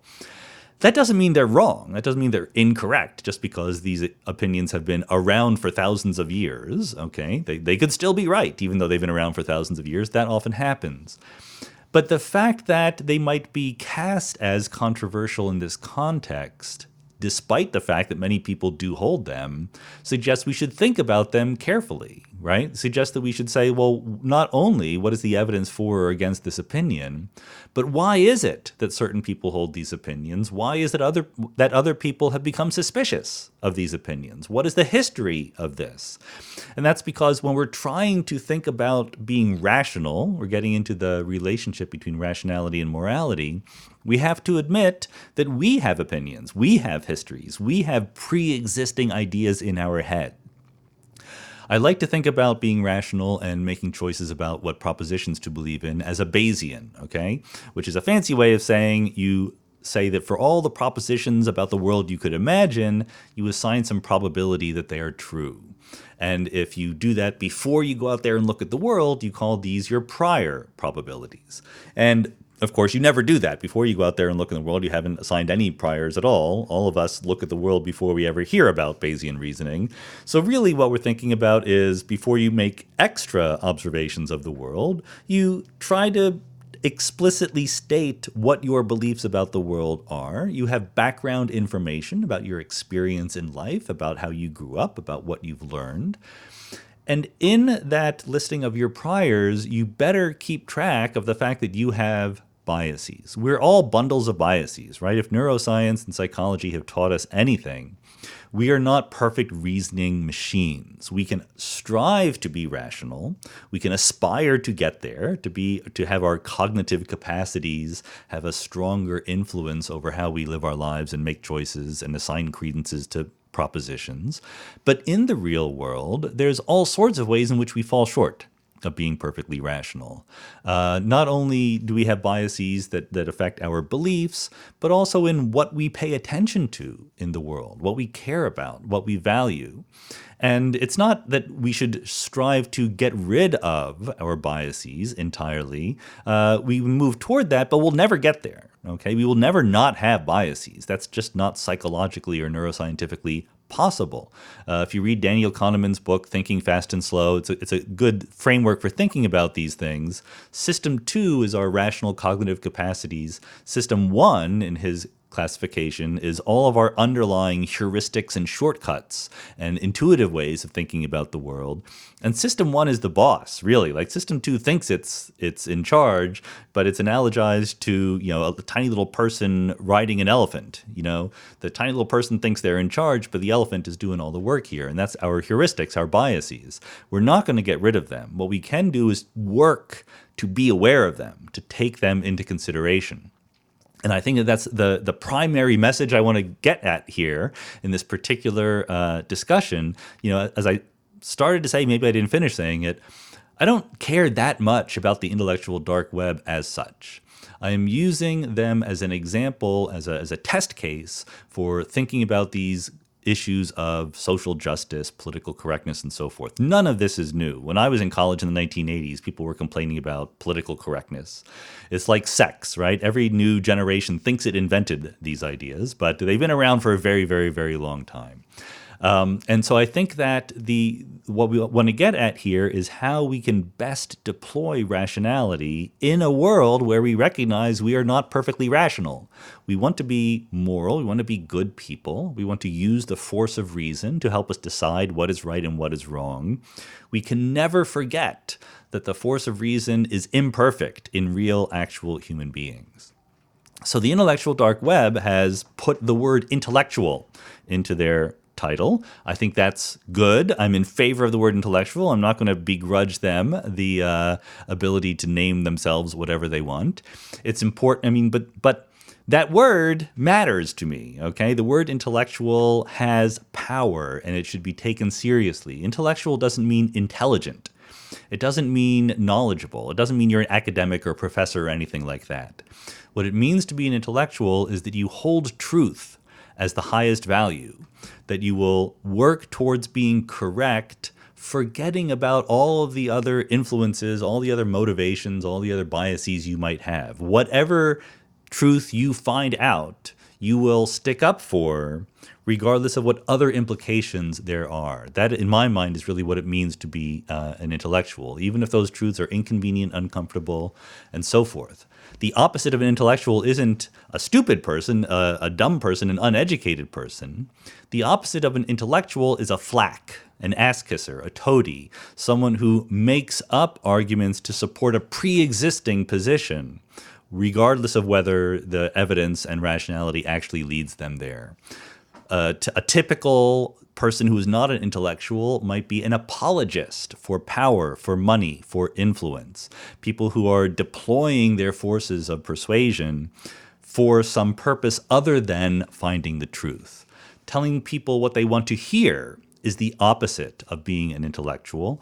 And included in the list of people is, of course, yourself.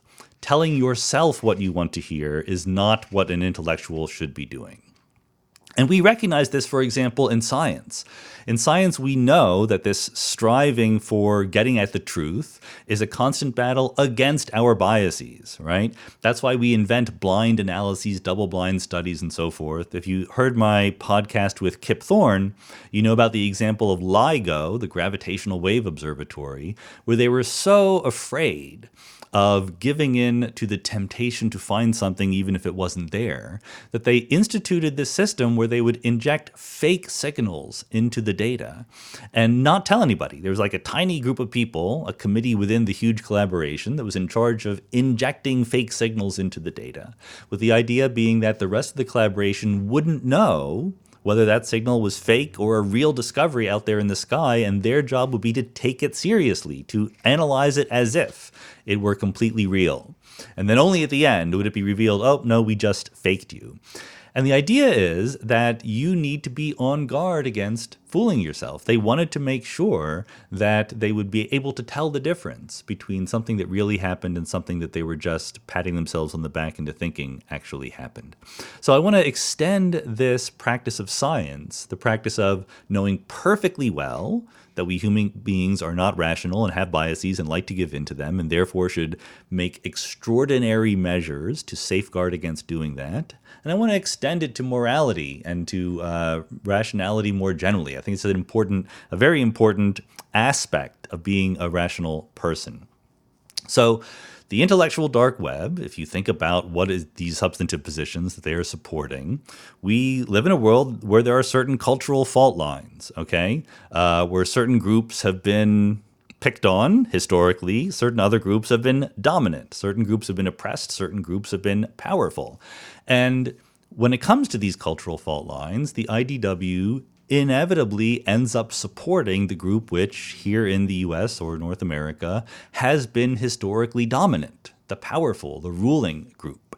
They are acting as apologists for the established order of things. They want to say that the unequal representation, for example, or at least they want to, try to be more fair. They want to argue for the possibility that we should at least consider that things like the unequal representation of blacks and whites, men and women, gays and straights, and so forth, in various positions of power and influence and wealth in the United States, is not a result of bias or discrimination. It's just a reflection of the underlying natural order of things, an unbiased playing out of people's talents and inclinations. That is the general impression that they want to either give or at least be open to the possibility of. So if you think about that claim, if you think about the claim that the difference between the number of men and women in science or in the United States Senate or in positions of CEOs or on the Forbes 500, I don't know, what is the Forbes list? 400 people, 500 people, billionaires, the richest people in the United States. They're not equal in men and women. They don't reflect the actual percentage of men and women in the population or blacks and whites, et cetera. So do you really want to claim that this is just how things should be? It's not actually a result of bias and discrimination. That's a very remarkable claim if you want to state it quite that baldly. We've clearly had bias and discrimination in our society for a very long time, and it hasn't gone away. Like, in my mind, it's pretty clear that it's still out there. It's clear that we have made progress. There are people whose ancestors not too long ago were slaves here in the United States, and there are still effects of that. But it's much more recent than that. When I was born in 1966, so not that long ago, within my lifetime, women were not allowed to apply to go to college at places like Princeton, Yale, Georgetown, the University of Virginia, a giant public school. The idea that women should go to these places just wasn't countenanced. Blacks were openly discriminated against in countless ways. If you're familiar with the history of how blacks were discriminated against long after slavery was officially eliminated, you should read on the history of redlining, the idea of drawing lines around certain areas of certain cities where blacks were concentrated and refusing to give housing loans or mortgages to anyone who wanted to buy a house in those areas. This was an enormously influential policy, not an official policy written down in laws, at least not most places, but an enormously influential practice, I should say, that prevented African-American families and communities from accumulating wealth and owning their own houses and lands for a very long time. It was officially declared illegal in 1968 with the Fair Housing Act. But of course, it kept on going unofficially for a long time. There's a study in the 1980s where it was much easier for poor white families in Atlanta, Georgia, to get a mortgage loan than for middle-income or high-income black families in Atlanta. And the results of this have been pretty astonishing. In 2009 is the most recent year I could find numbers for. The wealth, not the income, which is sort of the amount of money you make per year, but the wealth, so the total of your assets minus your debts, the wealth of a median white family in the United States is over $100,000, whereas the wealth of a median black family is under $6,000. There's an enormous wealth gap between whites and blacks in the United States. So the idea that in situations where, very recently there was official discrimination, and still today there are the lingering effects of discrimination and bias in our society, the idea that somehow these effects don't play a huge role in deciding who gets what job, who is promoted to what position, who is paid attention to, who we listen to, that seems wildly unlikely to me. We all know about how recently gay marriage was finally accepted here in the United States. It would be very, very, very strange indeed to think that the attitudes that led to these discriminatory policies suddenly evaporated when the policies themselves were finally overturned. Presumably, there were reasons why we had these policies. People had beliefs that made these policies seem like the right thing to do. And even if you change the law, the beliefs don't necessarily change. Even if they change with some people, they don't change with others.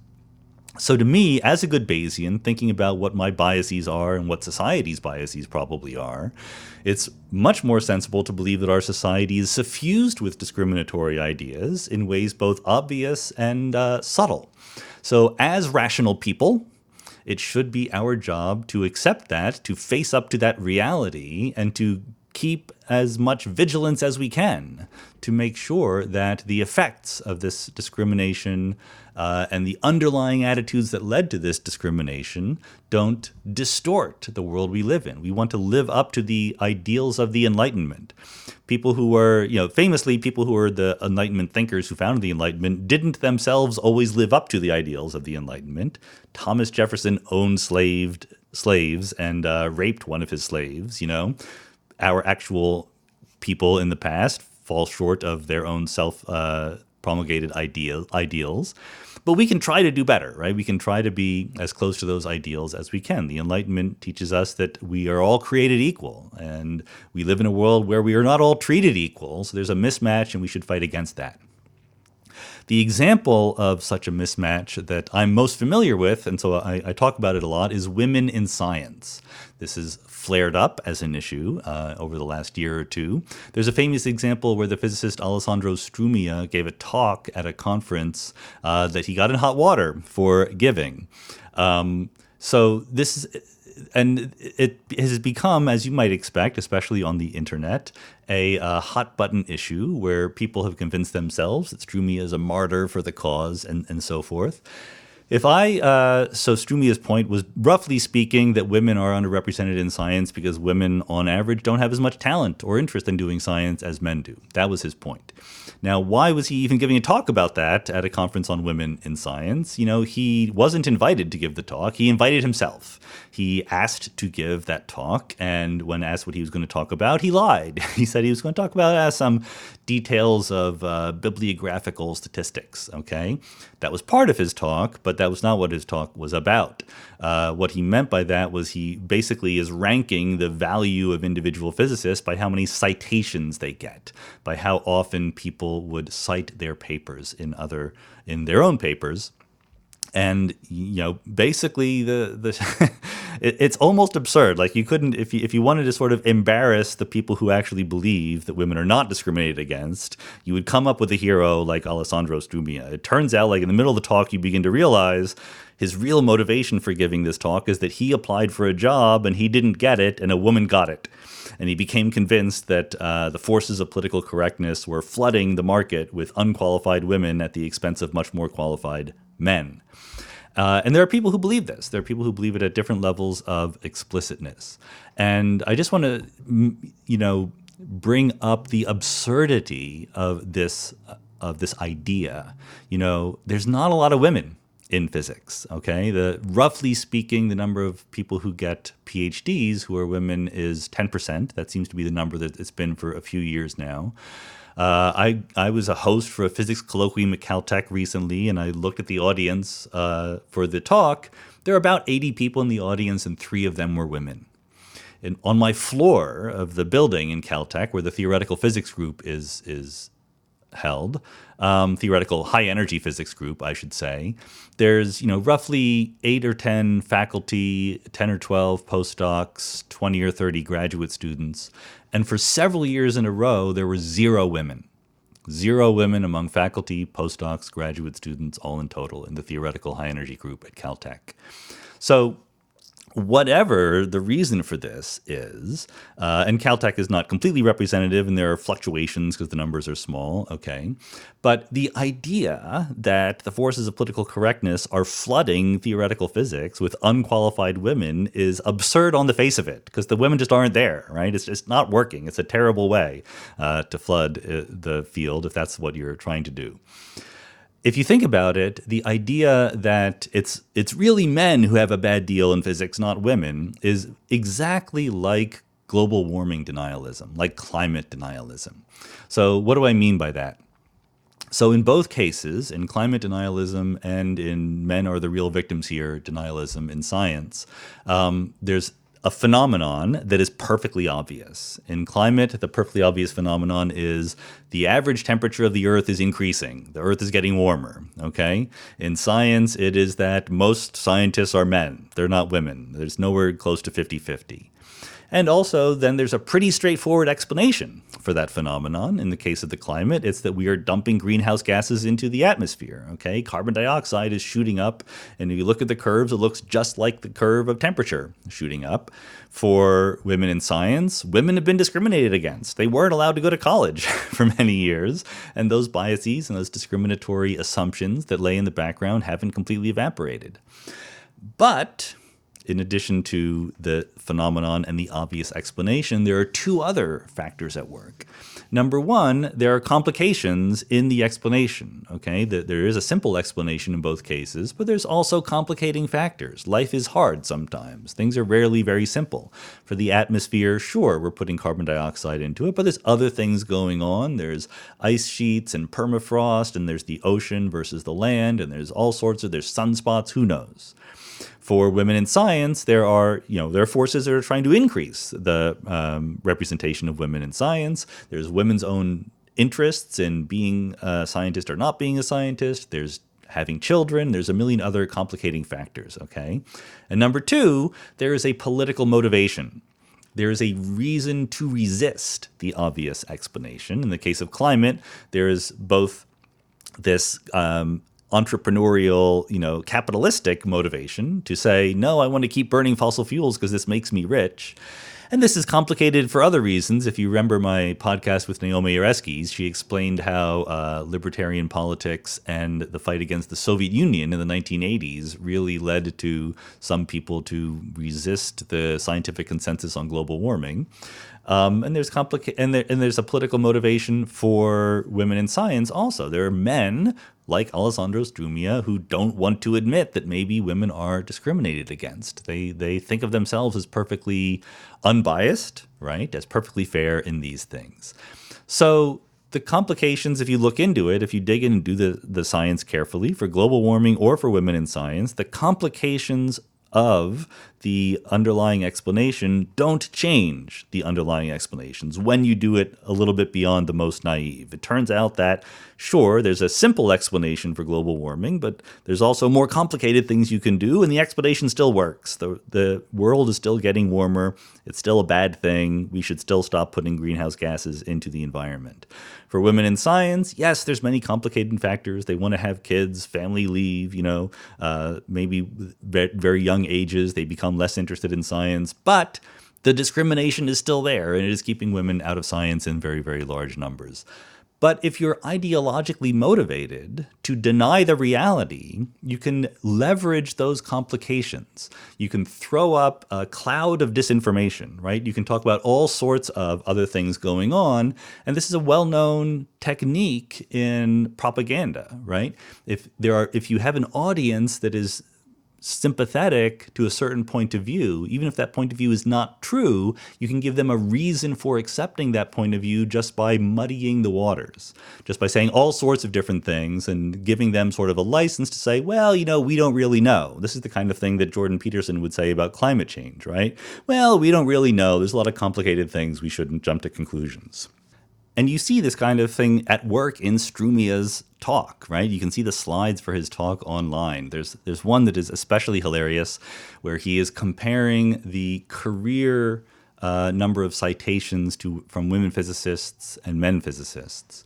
And so, he plots the number of citations you have per year, 5 years after your PhD, 10 years after your PhD, 15 years, et cetera. And you can see very clearly the men just keep going up and up and up, and the women sort of go up at a much lower rate. They seem to be accumulating fewer citations over time. Now, there's a very good argument to be made that total number of citations is not an unmediated measure of scientific quality. It begs the question of whether or not the women are being discriminated against by getting less citations, but let's put that aside. The hilarious thing is that he completely ignored the fact that women leave science. Right? He was comparing men who stayed in physics for 50 years to women who had done physics for 5 or 10 years and then left the field. It is completely unsurprising that their total number of citations over time are very different because they spent a lot of very different time writing papers. That's not to say that the underlying conclusion is not true, but the analysis is woefully, hilariously inadequate. And it comes about because he knew what answer he wanted to get, and he got it, and then he stopped thinking about it. That's the kind of thing that can happen when you're not an intellectual, when you're not devoted to the truth, when you have an answer you want to get, you sort of get there, and then you stop thinking anymore. The reality is that discrimination is real against women, against blacks, in a million different ways. There's discrimination in physics as well as elsewhere in the world. That's what you can test for, and every test reveals, the same basic answer, that biases are real, they exist. This is why concert musicians have developed a system where if you want to audition for the orchestra, you do so behind a curtain, so the people who are listening to you are listening to your music, not looking to see whether you are male or female, because the test showed that there was a huge bias in favor of male musicians. There are obviously examples of harassment within physics. And harassment is sort of an extreme example of something that happens all over the place, right? Professors commenting on women's appearance, students and as well as other faculty colleagues. I personally see this all the time. I cannot possibly imagine how someone could be in the physics community, have their eyes even slightly open, and not see all of the million ways in which women's worth is questioned as a scientist. It is just a constant stream of very, very subtle questioning, like, do you really belong here, kinds of things. And you can say, well, if you want to be a scientist, you should suck it up. You should put up with all those little people questioning your worth. But it's unbalanced. If people need to suck it up, that's fine. But there's no reason why women need to suck it up more than men. That's exactly the example of discrimination. It's death by 1,000 cuts, not necessarily, actively being pushed out. And it's not because, it's not a simple relationship between math ability and whether you become a physics professor. There are more women in mathematics than there are in theoretical physics.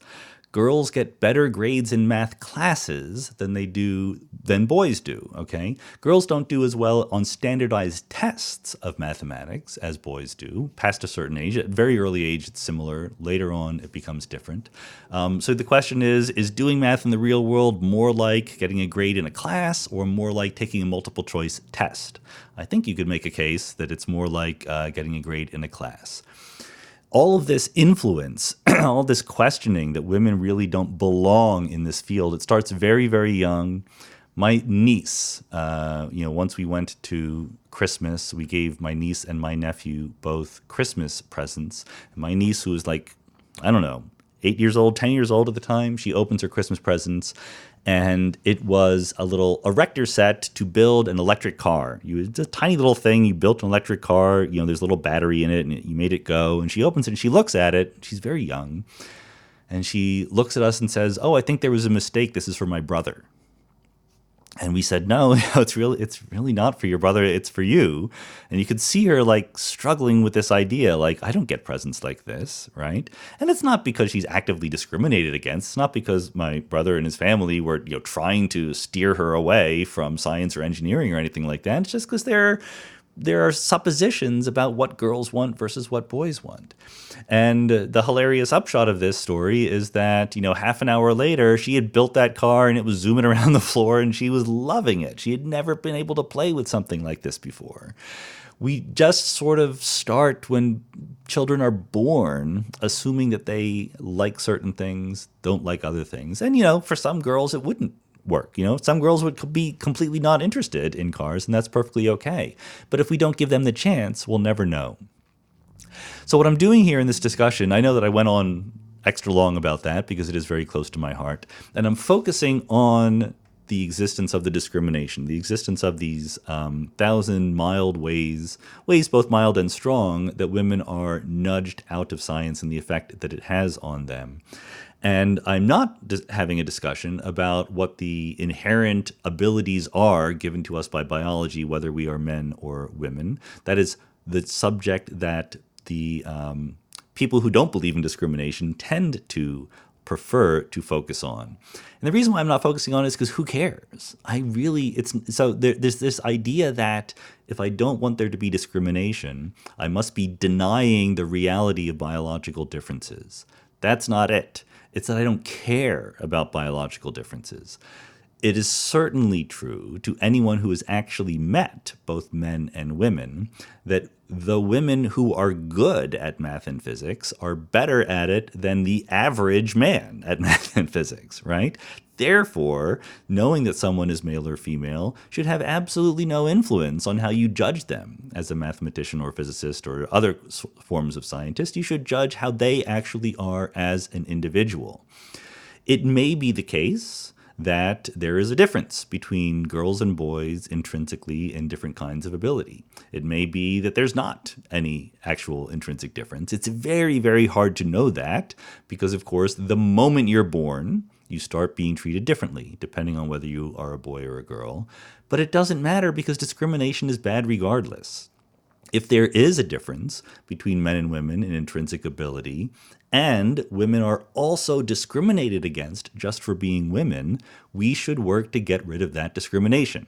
If there is not a difference between men and women at intrinsic ability, and there is discrimination, we should also work to get rid of that discrimination. That is what matters. The people who concentrate on the possible existence of intrinsic differences in ability between men and women based on standardized tests, these are generally not people who have a professional interest in genetics or psychology or anything like that. Sometimes they are, but there's a lot of people who are not in that camp who nevertheless seem fascinated by this particular topic. The only reason they are is because they are being apologists for the current system. They are being apologists for the idea that there is no evidence for discrimination because they want to say, I can map the existence of intrinsic ability onto the number of Nobel Prize winners and the number of faculty members, etc. But that's an irrelevant argument if there's a separate way of looking and asking, is there discrimination out there in the world? Anyone who is working in the sciences or who studies science knows that there is discrimination out there, and that's bad, and that's what matters.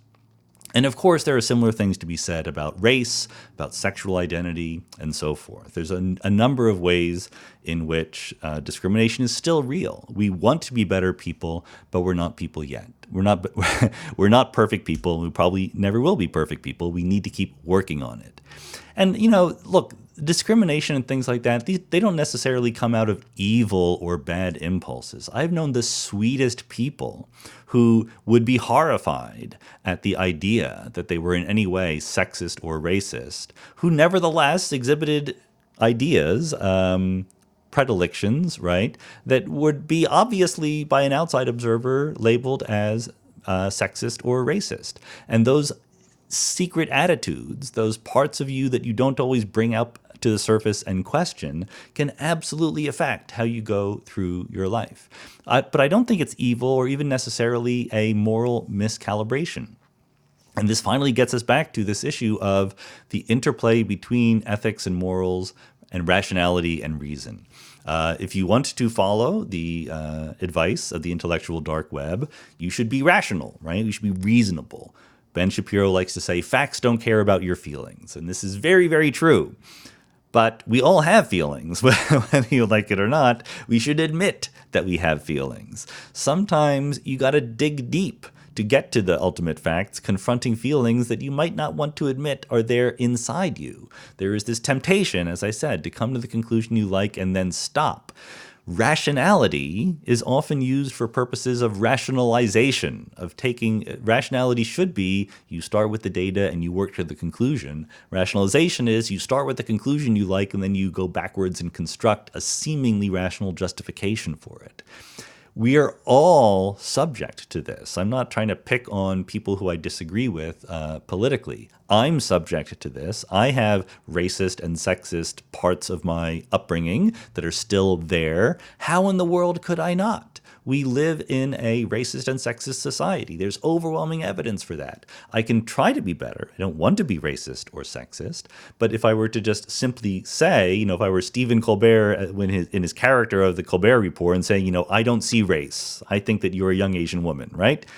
That's a joke because it can't be true. We should admit that we are human beings, bundles of impulses and heuristics and system one chattering away beneath the surface, and be open to the possibility that that affects our behavior. Rationality is instrumental. It finds conclusions from whatever inputs it gets. But we can ask ourselves, even if we are perfectly rational, where do the inputs come from? What facts about the world do we choose to look at? Okay? So if I am concerned that maybe women are getting unfair advantages, it's very easy for me to see certain fellowships or opportunities for women in particular that men don't have. I can see that hiring committees, faculty hiring committees, go out of their way to find female candidates. And that is bright and vivid to me and makes me mad and makes me feel that there's injustice in the world. And I can just not notice all of the ways in which women are nudged away from science throughout their entire lives, from when they're born, through elementary school, through high school, through undergraduate, through graduate school and beyond. And so to me, I'm being rational when I say, like, look, this is very unfair that there's this fellowship that only women can get, or there's this job that this woman got. And it's because of the garbage in, garbage out principle. I didn't take into account all of the facts of the real world, but the facts I chose to take into account, I reasoned with in some way.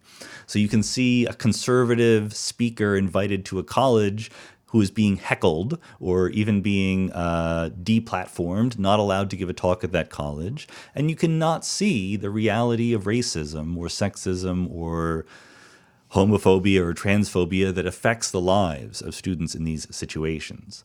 So, in my opinion, people stifling speech in the name of fighting racism is bad. I am not in favor of that. I am very much in favor of a wide variety of speech about all sorts of things.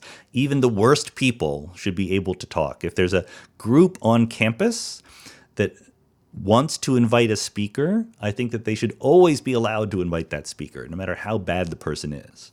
And some people disagree with me about this. Some people think that certain people are beyond the pale. They should not be allowed to be invited, not just campus-wide, but even by any group on campus. So I disagree with them, and I'm happy to have that conversation with them. In my mind, this problem of racist speakers being invited to campus or not being invited to campus is not anywhere near as bad as the problem of racism. It's almost absurd to try to balance the effect of racism on the lives of black people in the United States versus the problem of this particular speaker didn't get to give a talk because they were considered to be racist. They're both problems, but they're not problems of equal magnitude in my mind.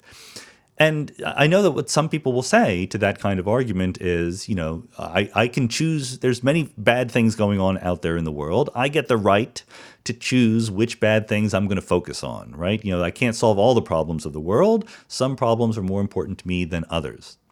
I think that that's a true statement, but there's a limit to how far that reasoning goes when the problems we're talking about are closely related. The idea I have in mind is if you go to a restaurant and you order soup and it's supposed to be hot and you get it cold, okay? So this is a traditional setup for complaining to your waiter. You say, waiter, my soup is cold, it's supposed to be hot. Now, if the waiter were to say to you, how dare you worry about something so trivial as cold soup when global climate change is destroying our environment? That would be an absurd response on the part of your waiter. Right? I mean, it's true, climate change is a much bigger problem than the temperature of your soup, but it's a problem from a completely different area. The waiter has no right to say, like, you should spend exactly as much time complaining about problems in proportional to how bad they are. That's not a good way to go through life. But if the waiter said, how dare you worry about something so trivial as the temperature of your soup when the kitchen is obviously on fire and we're evacuating the restaurant? In that case, the waiter is correct, right? And that's because that particular issue, the kitchen being on fire, is closely related to the situation going on in the restaurant right then. So sure, you can say, well, I care about free speech, not about racism. But when free speech and racism intersect, it makes sense to balance the relative importance of these different problems. I think that fighting racism is a much bigger problem than the getting speakers on campus, even if they are both problems. For many people in our culture, as much as we don't want to admit it, the metaphorical kitchen is on fire. The restaurant is burning down. They live a life where there's just a huge number of ways in which they are not treated equally, not because of who they are as a person, but because of what group they belong to. That doesn't mean that such people are right about everything or that their view of the world is intrinsically correct, but it offers a perspective that other people might not have. When you do not have to put up with certain forms of discrimination, it's hard to put yourself into the mindset, into the world, into the life of someone who does. I had this discussion with Paul Bloom on the podcast, and Paul wrote an interesting, provocative book about being against empathy. And his argument was we tend to empathize with people like ourselves. And by doing that, empathy gets in the way of being rational. Okay, again, this morality and rationality intersection. And he argued that, if we were simply rational, then we could be moral, we could be better people without trying to put ourselves in the situations that other people are facing, without being empathetic. I think there's a huge mistake in that analysis, because clearly if you do restrict your empathy to people like yourself, then yes, then I agree with him. Then you can, in fact, be irrational about your moral conclusions because you're not taking into consideration the perspectives of other people. But my solution to it is we need more empathy, not less. We need to train our empathy to really let us understand where other people are coming from, especially when people have very, very different life situations than we do. I'm not a believer that someone with a different life situation than me has magical insight that I must sort of instantly accept when they offer it, but I do, as a enlightenment thinker, as someone who believes that all knowledge is provisional and fallible and subject to updating, I realize that they know something I don't, and I should be able to listen to them and learn something. That's the important thing. It's not accepting what black people say about racism just because they're black. It's accepting that they know something about racism that I don't because they're black, because they've lived a different experience. I should try to listen to what they have to say. When I do my best to accept what they have to say, then I should reason by myself. Then I should, do the best I can to reach a correct conclusion. But I have to be open to those experiences, to those voices, to those different ways of living in the world. And, I even think there should be empathy for privileged straight white men. I'm in favor of that. The word privilege has become very charged, obviously. We talk about male privilege, about white privilege, and so forth. And it rubs some people the wrong way, and I get it, why it rubs people the wrong way. I also get why it's used, and I think it's a useful concept. But if you are a straight white man, and you're accused of having white privilege, for example, you can instantly start thinking to yourself, well, I'm not privileged. My life was tough. I earned what I got, right? I mean, maybe you were poor. Maybe you were just not that socially adept when you were young. Maybe you faced a great tragedy. Your parents died or something like that. There's a million ways in which your individual life may be a struggle, even though you were labeled as having white privilege or male privilege or something like that. But privilege doesn't mean that you had an easy life. That's not what the word means in this particular context. What it means is that there are obstacles that you don't face simply because of your membership in certain groups. It doesn't mean you don't face other obstacles. But guess what? People who are black or gay or transgender or whatever, they can also face the obstacles of being poor, being socially awkward, having family tragedies, and what have you. And they also can face things like racism and misogyny and transphobia, which you don't have to if you're a straight white person. The example that comes to mind, since I always conceptualize difficult problems in terms of basketball analogies, recently the Toronto Raptors won the NBA championship in a game in Oakland over the Golden State Warriors. And Masai Ujiri, who is the general manager of the Toronto Raptors. So he's the guy who chooses which players to trade for and to draft and to sign. So he's basically the boss of the basketball team. And when they won the game to finally win the championship, Game 6, he rushed out of the court to join the celebration, and he was held back by a police officer. And the police officer originally claimed that Ujiri actually had punched him. But then guess what? Of course, it's the NBA championship and they just won and there's a million cameras and videos around. There's no punching involved as it was shown. So the police officer then said, well, he didn't have his credential. Guess what? He was carrying his credential in his hand. So Ujiri was wearing a suit. He was carrying his credential in his hand. He was the general manager of the basketball team that had just won the NBA title. And when he tried to join the celebration, he was stopped by a police officer. Now, maybe this would have happened were he white, but he wasn't white and it happened. And I think that by any objective way of measuring the probabilities here, the chances that would have happened had he been a white businessman-looking general manager are much lower. It's an example of privilege, that there's a different way of looking at people. And individual cases are always a little problematic to lean on because you never know. Maybe in this particular example, the officer had instructions that would have led him to do the same thing for anyone of any race or ethnicity. I don't know that for sure. What you know is that there's an accumulated effect of many, many, many examples of things like that, of how people are treated differently because of their skin color in the United States. So that's a real kind of privilege that white people have. It doesn't mean your life was easy. It means you had a different life experience. Okay, so where are we? Let's bring this back to this original question of how to be a good person, how to act morally in the world. And let me use an example from Sam Harris. And, it sounds like I'm picking on Sam Harris. I don't mean to do that.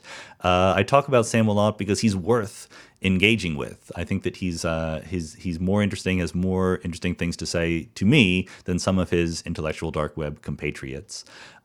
His podcast, for example, was certainly a role model for mine, an inspiration for thinking that you could have long conversations about intellectual topics and people would be interested in listening to it. That there's not a lot of evidence for that in the world, and he certainly provided some. So when I engage with him, it's because I think it's worth trying to engage in constructive disagreement.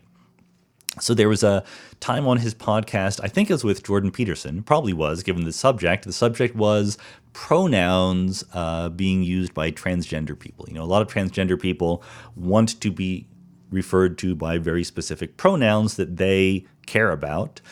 Sometimes they will want to choose pronouns from the existing English language, he, she, so forth. Other times they prefer made-up words because they're in a different situation than cisgendered people would find themselves. And this is an ongoing controversy about how we should deal with this. So Sam put forward his opinion that he thought that people requesting to him that he use certain pronouns to refer to them, he was not in favor of that, because he thought it is a positive imposition on asking him to do something, not just asking him to not do something bad, but asking him to do something actively good. It takes energy, right? And if we just extrapolate, there's an infinite number of things that I could be asked to do, and that's not something he thinks is quite fair. So my attitude, towards this is, it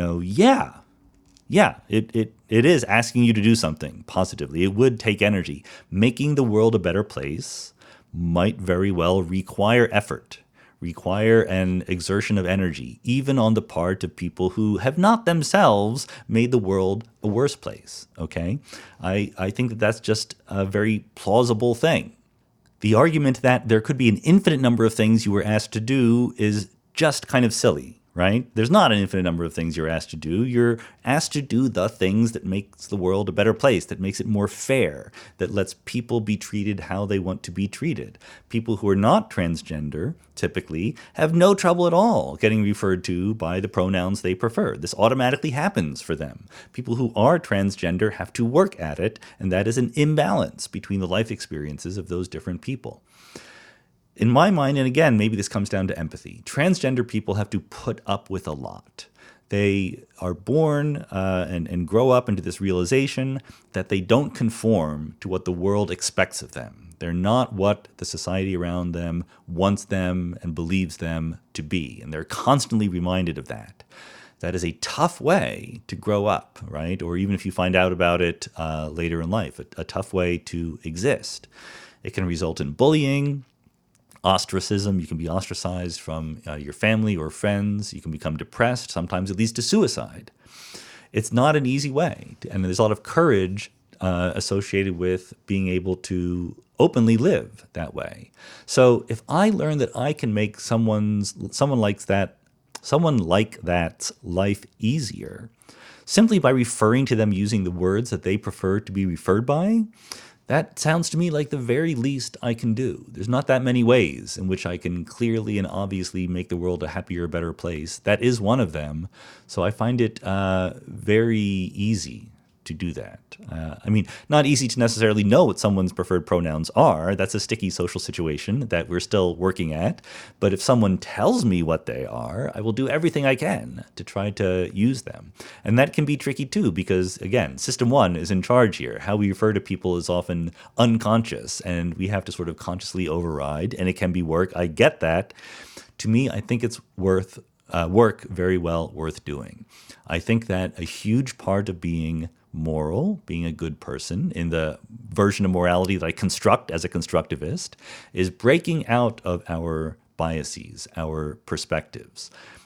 We should always start by thinking, I'm probably a little bit biased, right? That's the safest way to go through life, because then you're open to how that manifests. And if you find, actually, it's not really manifesting, I'm behaving in a very non-biased way, good for you.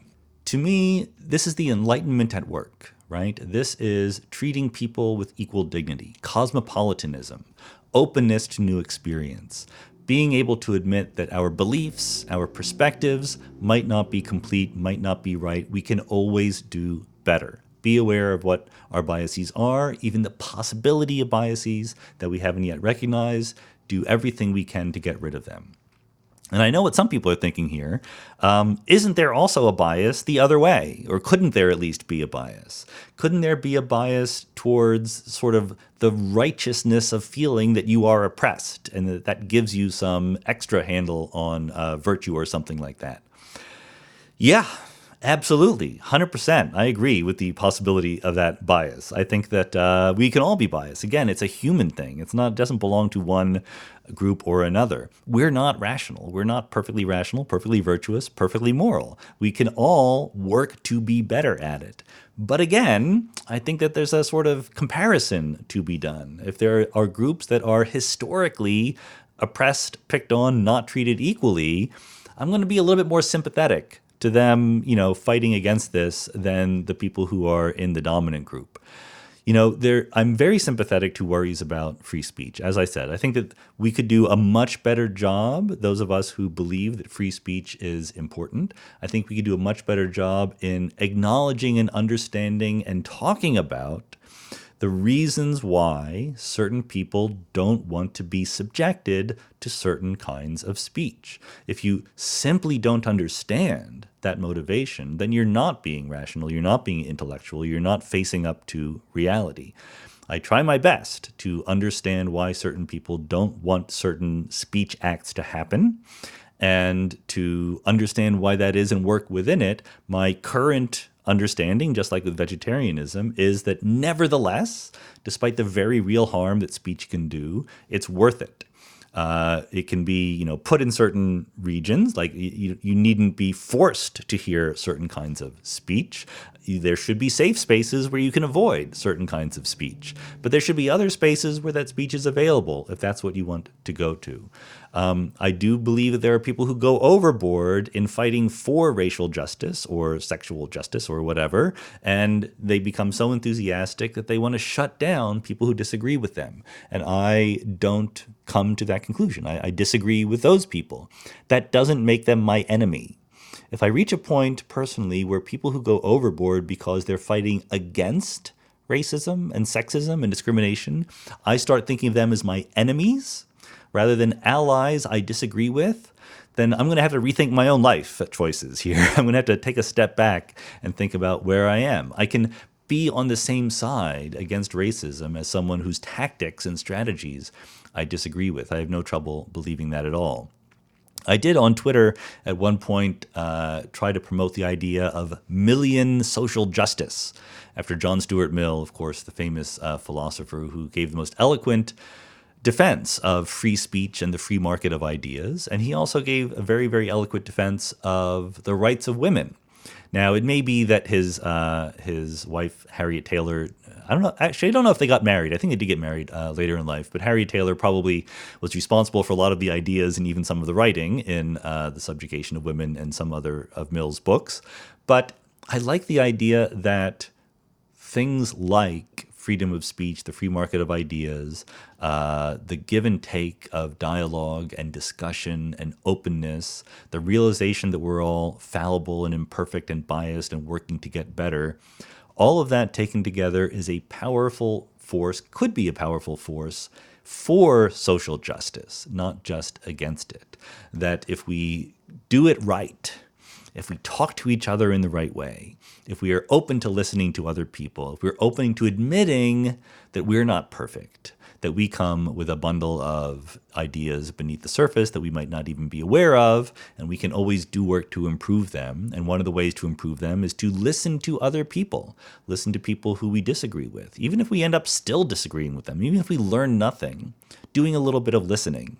I think that doing that in good faith is actually a great force for making the world better, including fighting against racism, sexism, other forms of bias and discrimination. I'm hoping that in some broad but minor sense, the podcast pushes us in that direction. I don't want to actually spend a lot of time on Mindscape talking to out-and-out racists, but I do want to talk to people I disagree with, especially about strategies for making the world a better place. All of this, as I said very much at the beginning of this overly long solo podcast, all of this is very tentative in my mind. Like, these areas of being a good person, being moral, having good ethics, these aren't things that anyone should be all that certain about in their own minds. We can all learn and do better. I'm trying to do better. Hopefully we're all trying to do better. Let's see how well we do. Thanks for listening. Bye-bye.